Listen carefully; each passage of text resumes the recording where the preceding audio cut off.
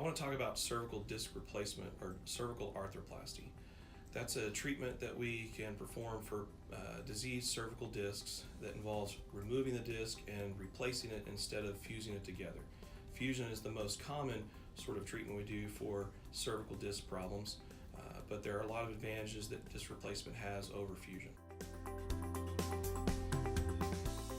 The advantage of disc replacement over fusion is that normal range of motion or mobility of the spine is maintained, whereas in fusion we take the disc out and make the bones fuse or grow together, and that changes the normal range of motion of the cervical spine.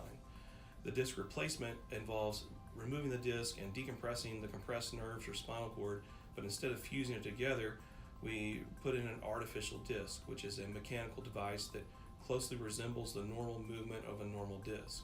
And this allows the patient's range of motion and cervical movement to remain normal, and also helps prevent further disc deterioration at adjacent levels. That's one of the downsides to fusing part of the spine together, is frequently patients will develop problems with the discs above or below and may require fusion of those discs at a later time. So the main advantage of the disc replacement is a decrease in those future surgeries later on down the line.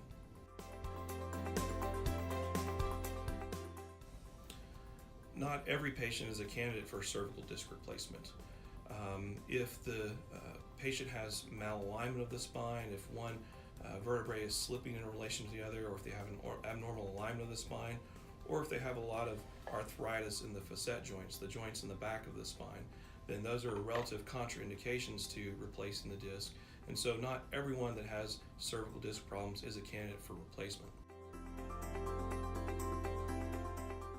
The surgery is usually done as an outpatient, where it might be same-day surgery or maybe just an overnight observation. Surgery involves going in from the front of the neck through a small incision, and through that incision the diseased disc is removed. The neural elements, the spinal cord and the nerve roots, are decompressed, and then in place of that disc, an artificial disc is inserted. That surgery takes about 1 to 1.5 hours. Like I said, the patient can frequently go home the same day. Recovery time, I tell patients to take 2 weeks to just kind of rest and take it easy. After 2 weeks, they can drive and return to their job if their job does not require any heavy lifting or strenuous physical activity. After 6 weeks, the patient's allowed to resume any normal activities, including exercise and more physical activity.